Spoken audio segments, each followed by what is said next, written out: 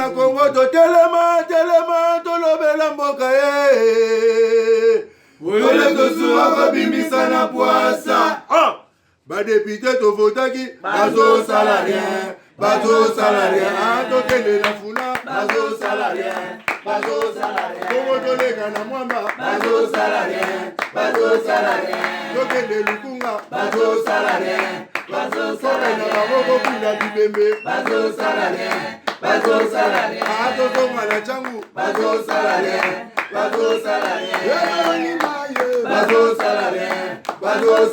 Ayatola ni molili. Bazo salarien. Kulune paye. Bazo salarien. Kala balengani ba mama. Bazo salarien. Tola ni wape. Bazo salarien.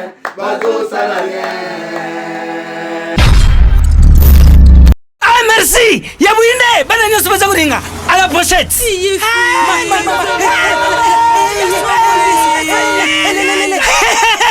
Bouzala Kwarme, Protivap et tonne la protéine et énergie. Ah papa, merci pour les protéines pour les enfants. Eh Bino, bote la baonine. Bote ma bodona Bino. Baba kanta bamba bonga. Pona bana na yo bakumarukura bana oyo. Folesa kabango, poto Protivap. Et ça ba pota te. Allez, kamata. Bon appétit. Bana nyeso ba yaka Protivap. Ah bah si kulia ya bango Protivap. Ba bandi ba dansi na bango ya ba bébé pro. Tala. Ba yango. Chata kitoko ntoto makachi. Tukana mbimbi. Oyo tukana mbimbi. Makusa. Protivap. Poto kitoko pona ba bébé pro. Toso pour la pessimino somboti. Mukolo lobby Grand Massina Mukolo lobby ezalaki le 31 janvier 2021 Grand Massina basalaki échange de vin na bango. Ba kutana ina quelques notables ya Massina ba beteki masolo ndenge na ndenge toso Paul Pazalaki. Avant on a présenté bien invité na biso bolana no extrait ya moi ba intervention ya ba kulutu. Au balingi Massina kende liboso baza ko plaider na président de la République lisolo marché de la liberté. Marché de la liberté za le pango ya musée Laurent Désiré Kabila té ni à Joseph Kabila té ni à Jeannette Kabila té, mais malheureusement on dirait fondation musée Laurent Désiré Kabila ba komi ko liera mbongo ya marché de la liberté bango moko ti lelo yo même ko engager bana Massina c'est tout un problème. À part vieux Franck Ndé Moutazali comme moko ba administrateur le plus négligé na marché de la liberté bolande bongo tozonga. Nous pensons que pour que les gens tout y a pas fait ça là comme parce que tout ça qui m'a beaucoup ça. C'est comme cela nous sommes dit cette année tout d'abord tout ça qui s'abat en particulier les jeunes puisqu'on dit l'avenir la jeunesse prison il demande nécessaire de vivre ça à l'avenir. Donc nous pensons que c'est un travail que nous devons faire introduire une bonne partie de l'avenir dans ces programmes. Il y a un programme par rapport à ça. Dans l'église, la jeunesse de l'église, Kabola Orete, Kabola Diamanté, Kabola Argenté. Il y a un message, et ce message aujourd'hui enrichit beaucoup de gens, en particulier les pasteurs. Par contre, on va grand parler, par contre, on va carrément dans le lobaga. C'est quand même le théâtre. Donc moi je crois que si nous engagons, nous l'avons dit en personnalité ressource. Et tant que tout n'a vu sur les salles, tant que discipline est arrêtée, il faut s'attendre à un résultat social et mathématique. Et ça sera toujours comme ça. Il faut dire c'est fait. Alors, qui bana, il faut ça la politique na Massina. Mais je veux dire Massina, au ballon il y a des commis na Sima. Massina na Sima. Donc, mon conseil, il y a des choses avant ici, ma chère, des années qui me suivent. Moi, na Massina. Après, il y a comme appelé Ketabo, Larry. Moi, na Lemba, moi, na Massina. Il y a une date dans ma fatwa, à la cause de l'infrastructure. Mon doyen pour nommer le comité, moi, na Massina. Oh, il y a un gouverneur. Parce que le marché dépend de la ville de Kinshasa. Je crois bien marché de la liberté, ils ont dit solo à famille à Kabilati. C'est sûr et certain, votre PPD vous a routine de la banque. Je dis même la bataille de la banque. Mais le mal, non, on a aussi dans la cordon. Na, ils ont mission mais toujours le moment où ils ont sourié. Dans le sens que non, tu prendre conscience de ce moment massina. Viens à Bissou à Vandi Awa. Pour l'année, il était numéro 1 à marché de la liberté. Est-ce qu'il y a moyen de dire? C'est déjà pas de ceux qui parlent, moi, je suis parce que si nous sommes à Natunga, Nasimawana, si je ne me trompe pas, alors nous sommes aussi dans la Bissou Grand Massina. Et là, les mal de Grand Massina des années, ma policier va y avoir apparaître, tout le monde a tout dit, mais il y a dansé. C'est ça le mal de la Grand Massina. Tous on a besoin de Boya, tous se soutenir, tous si madame main dans la main, tous les la moitié on a déjà marché de la liberté, ils allaient terrain en famille à Kabilati.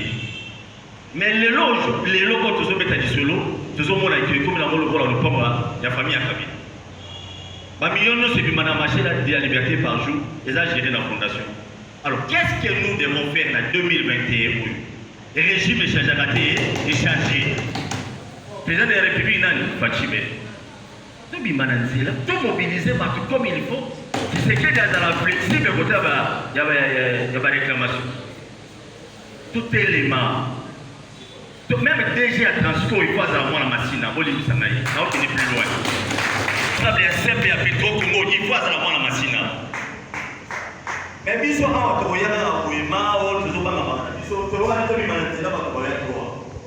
mais par contre, vous avez pas de problème. Il y a un bisou, cordon en vie, sur les moyens de Zala. Oui, les bisous. Bon, ça, tout ce qu'il faut faire pour mettre à ma forme, et pas ma policier à Beta, non, pas à Beta, tout ça, ce qui marche, il y a un aide, il faut réclamer, et le boni, il faut le boni. Transport, DG, moi la machine. Pas la machine, est-ce que pour nous, c'est des bâtiments pour lui? Des machines. Ils ont bravé la paix. Ils ont chassé les rebelles. Tobengani Bango est commis histoire sur le plan national, international. Jusqu'aujourd'hui, on parle de nous. La grande question qu'on se pose, oui, et nous sommes en 2021. Qu'est-ce qui s'est passé? La même population qui a bravé la peur en 97, 98. Et aujourd'hui, cette même population-là s'est constituée en paix. On ne sait plus lutter contre les antivalères pendant que cette période-là, les antivalères, nous les avons chassés. Ceux qui ont vécu à Massina, ils savent qu'il y avait un moment où nous-mêmes, on se mettait dans la balabala pour le on attrapait des voleurs ici. Mais ça nous étonne aujourd'hui. Les jeunes, les gens qui sont encore 16 ans, 7 ans, fait peur à nous les aînés. Parce qu'on ne sait plus se mettre ensemble. Ceci dit, il y a un problème qui s'est passé. Qu'est-ce qui s'est réellement passé? Je vais vous dire un secret. Quand la pauvreté s'invite à une nation, le débat quitte son objectivité, elle devient biaisée. Nous aurons un état de pauvreté, un pays de pauvreté et des hommes d'état de pauvreté, les communes de pauvreté, les avenues de pauvreté, et nous-mêmes qui habitons, nous sommes aussi pauvres. Merci. Bolandi, Nabandje Télisolo, Massina, on a 3 entreprises moins minines. Tous en abattoir, non, 3 ou 4 je crois. Tous en a CEP Congo, tous en a marché de la liberté, tous allés na société à Bissou, na société ninoana, mais la plupart de la machine à la bango kunate pour engager bango il faut ba copier ça les tout ça tout c'est na tata mokondamboka Félix Antoine Tshisekedi bokanisela biso bokanisela bana machine nyonso sans exception pour que non bana machine belbazo misana ba entreprise ozana kata commune machine lelo na zuli kama ya koyamba maître avocat azali mokope azali cadre ya parti politique na bango yimo walo bango azali pe jeune azobundana sur le plan politique torobetane mambo ya union sacrée torobetane mambo ya bureau d'âge et puis torobetane moi masolo ebele o itali mboko na biso mingi eza rapporté lobela Kabila Tshisekedi noté torobela ne mingi o itali intérêt à peuple congolais Parce que dans tout ça, les politiciens ne sont pas Kabila. La plupart d'entre eux, ils ont été rappelés. Ils ont un positionnement politique à la place où il y a des détourner à l'aise la plupart. Mais nous avons présenté dans quelques instants, il y a un thérapie petit peuple. Il y a déjà longa consomme ma cravate à $10, veste à $30, chaussures il y a 15 000 francs. Mais bon, nous sommes dans ma coquille. Fata Moragana la gomme. Ndegobodi. Matama micro muke. Qui m'ezali? Qui m'ezali ndego? Na bavé le meilleur hein. Pour depuis année bandit au Koutanika lelo. Lelo ils ont déjà les premiers je crois. Le 1er février. Donc ils en a décembre. Et donc bonne année na yo. Bonne année na bana Kinshasa. Mingi bana Ngaliema. Na pesi bino bonne année. C'est vrai que makambo ya ba mesures sanitaires empêché biso tout ça là ba échange de vie na biso. Mais toujours penser que bana yo se Ngaliema o bazolanda ngai. Mingi bino bana ya Fondation Congo Elonga. Nous allons nous organiser d'ici mai-février pour tout ça l'échange de vie na biso. Assemblée provinciale na biso Kinshasa mon ondeni. Non, écoutez, je n'ose même pas parler. C'est très décevant. C'est très décevant. Allez-y dans toutes les communes, il y a vu la Kinshasa, mais il y a des problèmes partout. Je n'ai jamais suivi. Même pas député provincial, mon corps a porté des problèmes, il y a commune Nabiso. Je n'ai jamais suivi. Mais je parle de toutes les communes. Oui, tous les 24. Oui. Dans la commune, on ne les écoute pas. Ils sont partis et puis c'est fini. Je ne sais pas si on a un sac. Si on a un sac. Si on a un sac. Dis-moi, quel est ce député qui pose le problème de la commune? Tu le connais? Moi, je ne connais pas. Je ne connais pas. Par moment, j'entends des députés nationaux, ils posent certains problèmes. Mais les députés provinciaux sont censés défendre les communes na bango. Mais qu'est-ce qui se passe?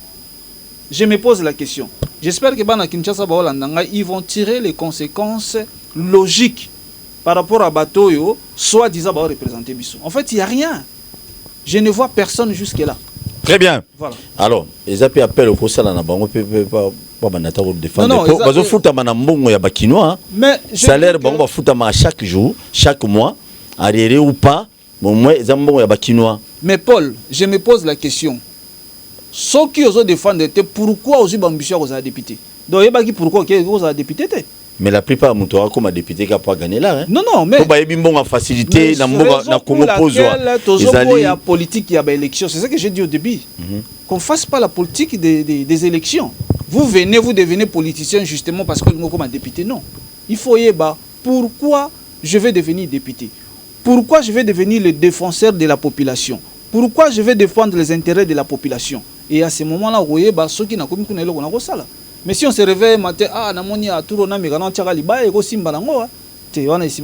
tu y vas là-bas, tu fais rien. Alors il faut arrêter. Alors, aux alliés parmi Batou, au bazo téléméla, Congolais, Moussoussou, au Bagomo Kanse, qui n'ont pas facile à cause il faut qu'il fasse la politique. Ben, je pense bien que c'est une façon de faire ou quand même Namboka. Mais nous espérons qu'avec les nouveaux chefs qui ont prôné moi état de droit, ben oui, parce qu'il faudrait que ça devienne vraiment effectif. Hein. C'est le début. Hein. Oui, on ne peut pas dire aujourd'hui qu'il y a état de droit et vendu. Non, c'est mentir à la population. Ça, c'est mentir à la population. Nous espérons que volonté naïe à la mise en exécution et que tous les services, notamment justice, et tout le monde avait battu IGF, transmettre par rapport à la justice pour poursuivre. Et donc, Moutou Azo Kanisa que Sokolingo Zambon na politique. J'espère que pour qu'on les a révolus. Aujourd'hui, on vient à la politique pour servir la population. C'est une vocation. Ça ne s'est pas donné à n'importe qui. Si tu n'as pas la vocation de servir la population, de défendre les intérêts de la population, que nous avons un commerce, business, c'est ça. Ça, la commerce, c'est pas besoin là. Comme tous les députés, tout qui est dans l'Assemblée nationale, bureau d'âge, vous avez qu'à 3. Bilan à bon d'après, est-ce positif ou bien négatif? Non, écoutez, Zala franc. Il faut ça. Moi, je caresse pas les gens. C'est pas pour essayer de devenir avocat parce que dans l'indépendance d'esprit, ça je le dis toujours comme ça. Non, Tozo féliciter d'abord Bandikoana pour Moussala Bassali. Le bureau d'âge. Et on félicite tous les députés nationaux parce qu'il fallait prendre son courage pour braver la dictature à parti politique et le règlement politique. Ils ont compris qu'il fallait l'intérêt de la nation. C'est transcendé pour tout une union sacrée apprenée par les chefs de l'État. Et donc, bureau d'âge, et Salim Moussala n'a bien, tous remercier le président Bosso, tous remercier le premier rapporteur, M. Gaël Boussa, et Mme Aminata pour le travail qu'ils ont fait. Je pense que le 3, d'ici là, pour l'élection, il y a un bureau définitif. Et ils ont bien fait le travail et nous espérons que la République est la reconnaissance vis-à-vis de Nabango. Et puis que va continuer à servir Mboka Nabiso comme ils l'ont fait tellement bien que on ne peut que les féliciter. Voilà. Va violer la constitution. Constitution violée, je ne sais pas parce que tout est prohibi dans la loi. C'est dans Muzindo. Non. Bureau d'âge violé article monté constitution. Il fallait violer l'article Nini. Bureau d'âge Salim Moussala nango est prévu par la loi. Mais en même temps, la Cour constitutionnelle est confiée à la mission, il fallait bâtir ça. Et c'est ce qui est en train d'être fait. Les mercredis, tu as un bureau définitif. Et puis, Moussa n'a ici. Moi, sur le roi, un candidat, sûrement que ce qui a continué, Moussa. C'est ça. Très bien, mais si autant on va taper perdre la trop, on dit va terminer le candidat n'a pas non, écoutez, il faut éviter de tailler la loi sur mesure. Vous comprenez? C'est-à-dire règlement intérieur est salamaki. Il y a un moment où il rattrapé bango. Oui, ça les maquille pas na bango moko. Ils avaient cru que non, non, quand on fait les lois, il faut que la loi soit impersonnelle. Il faut arrêter de tailler les lois sur mesure. Aujourd'hui, le règlement intérieur est mis en place par la majorité à PPRD-FCC. Il y a un moment où il rattrapé bango. Il faut parti politique nayo, regroupement politique nayo et endosser candidature nayo. Justement ça, on a appliqué le règlement intérieur, balingi soni et rattraper bango. C'est pour dire que nous qui sommes là, ceux qui sont là, qu'on évite de tailler les lois sur mesure. Les lois doivent être impersonnelles.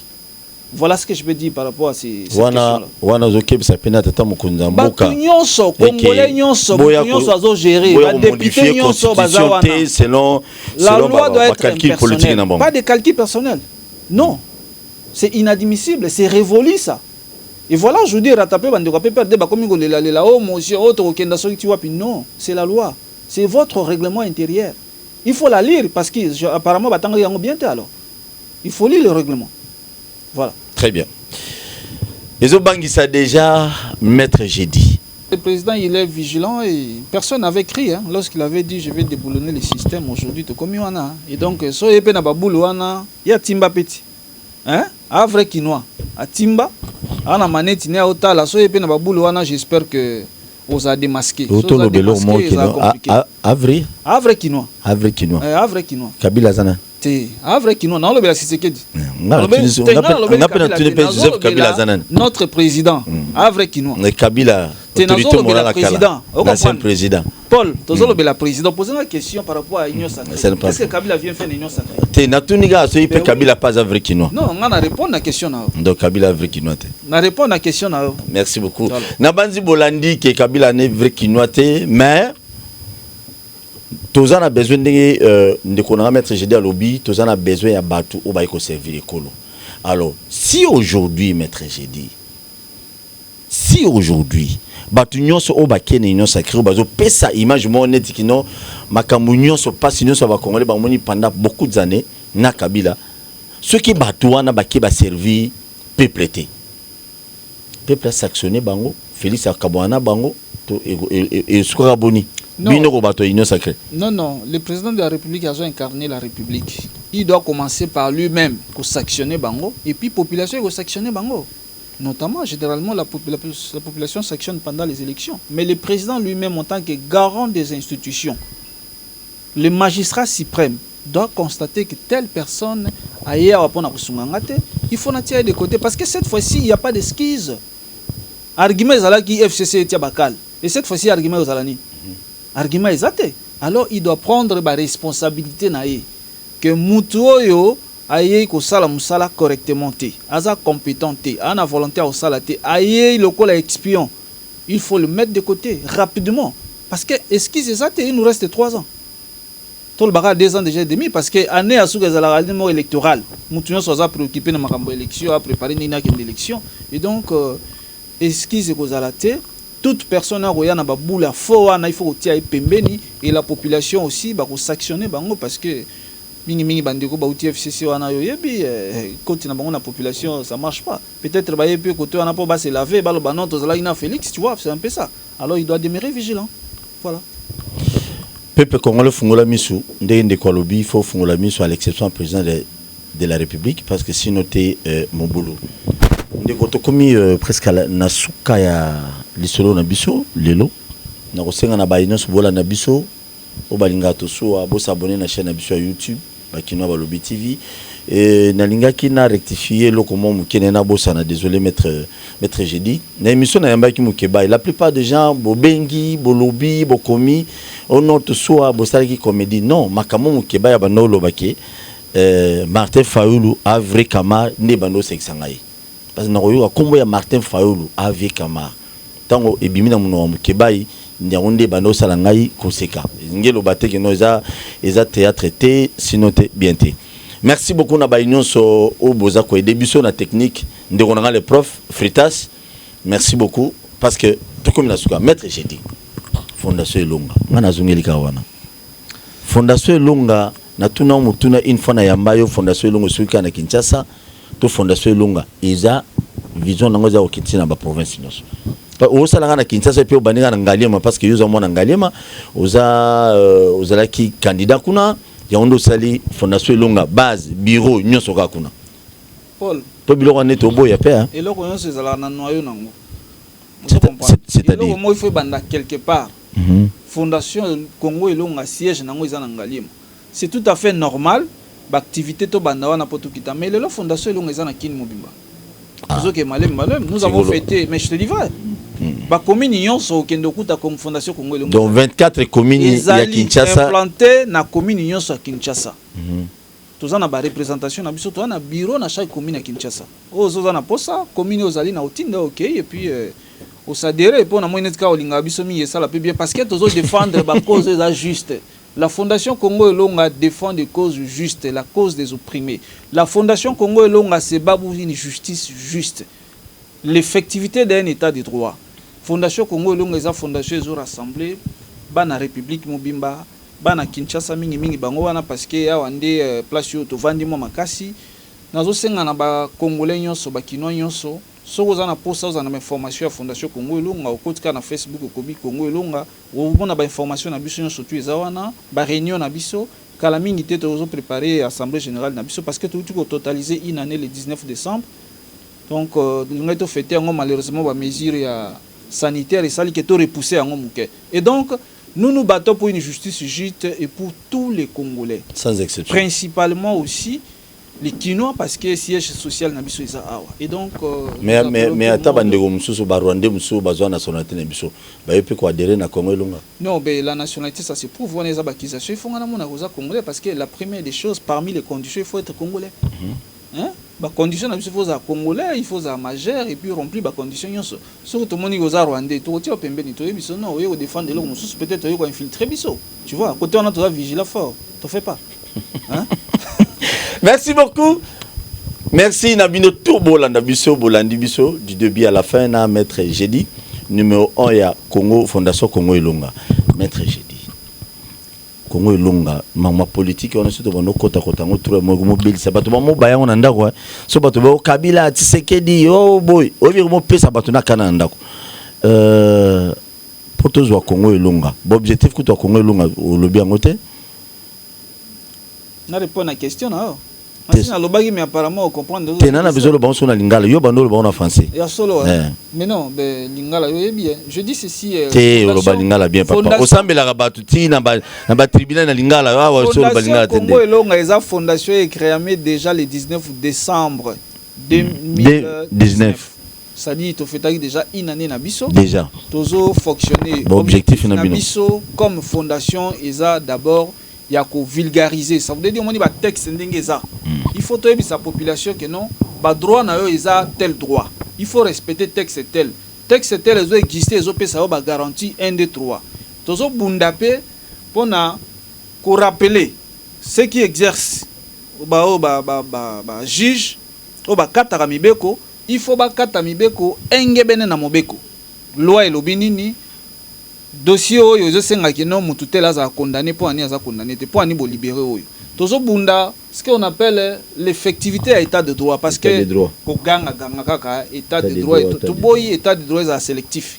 Nous attendons pour bakangi pour le toso ayenda kende bakangi maître je dis bon moni maître je non non, on veut que non tout le monde azala égaux devant la loi. Obuki mobeko bakangi yo. Soki au sambi olongi batiki yo ezate au sambi olongi me batiki yo parce que yo za Paul Tosua batiki je dis parce que za avocat te to boy justice wana justice il faut za la juste donc bitumba na biso ngwana mais le l'association aussi et vivre na ba cotisation nango to kinda pe ko tala bandeko na biso ya za na mo ba difficulté akufeli sango ya sengo bien ya mawa toujours assister et puis wana ba membre effectif ndebo kinda kotala la membre effectif mais par moment aussi on peut aller na ba orphelinat et pas ba maman veuve et ba personne à troisième âge pour les assister parce que c'est aussi ça comment dirais-je ba budget ya ba association. Donc c'est un peu ça. Mais nous nous battons plus pour une justice juste et nous défendons les intérêts il y a ba population parce que tu estimes que député bazar bazo une mission légale et à défendre la population bazo sala ngote. Alors nous n'allons pas croiser les bras tito zela mokile ya ko la biso alors que toi na monoko toi na misu toi na eloko sala to sala ngo biso moto zela bangote. Très bien. Alors to senga na population bazala vigilant kala mingi te bakoya ko kosa kosa biso to zala na baoyo to kotikala na bao bazala na biso ba mama solution basinga matembele ba papa solution.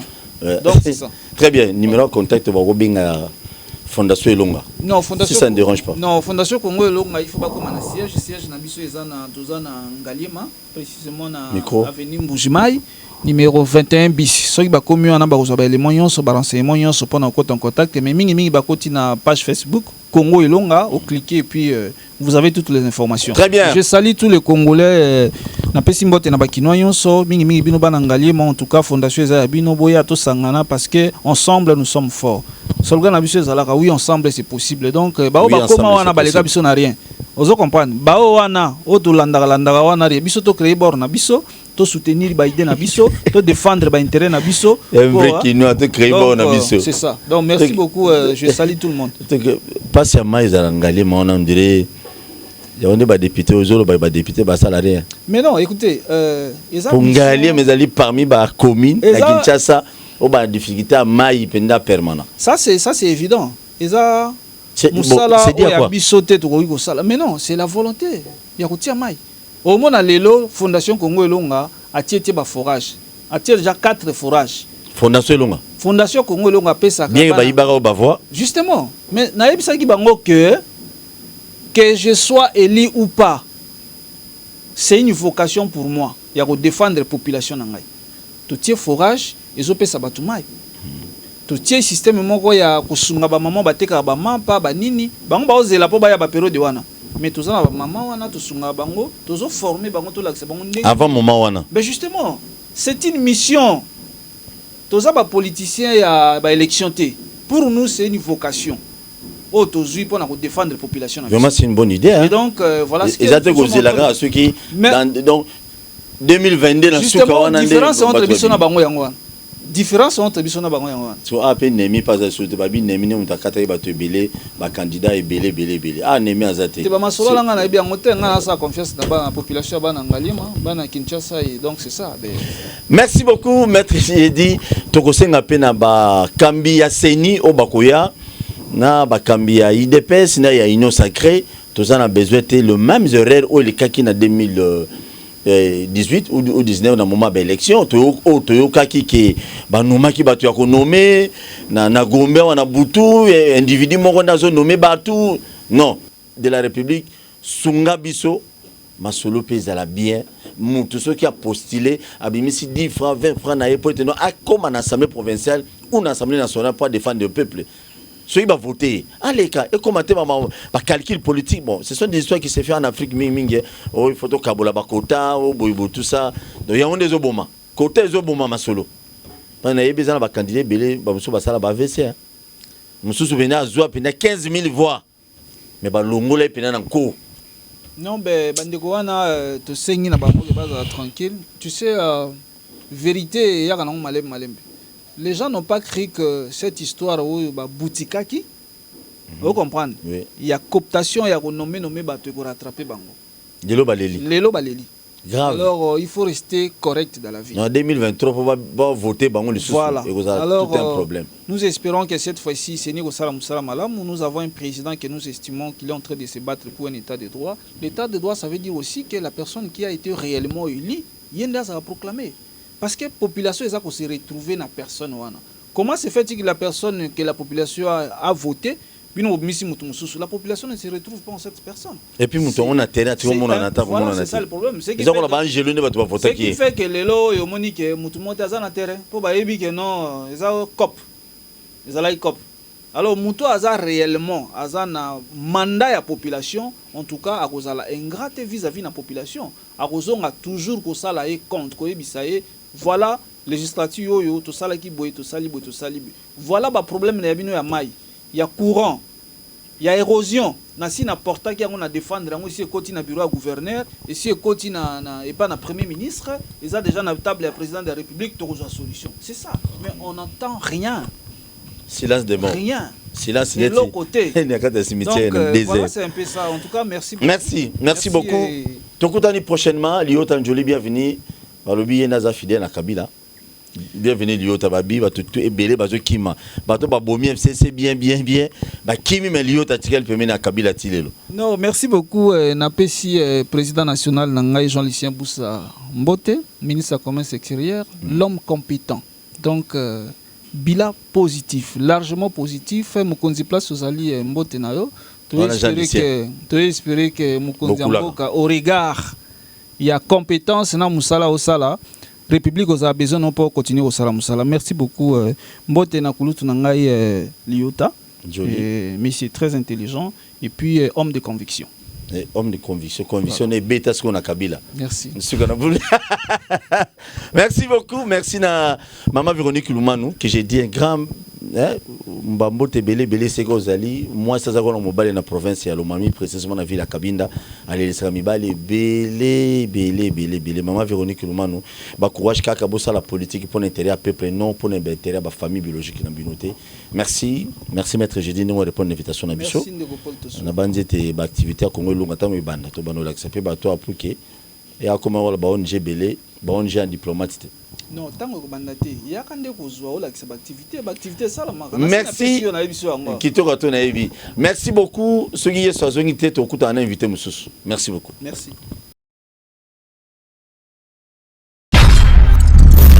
na Congo to telema to lobela mboka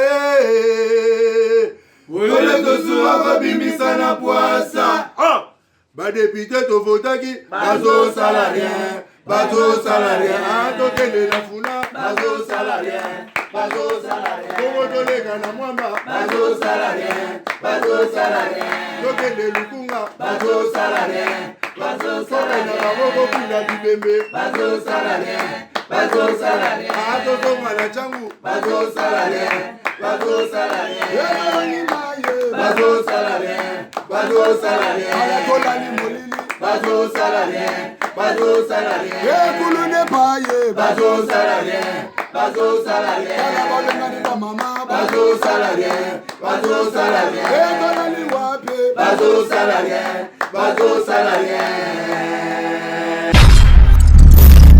Ah merci. Yabouine, bana nyoso baza kuringa. À la pochette.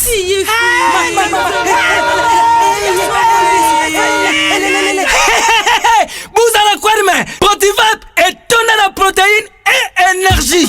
Ah papa merci pour les Protivap pour les enfants.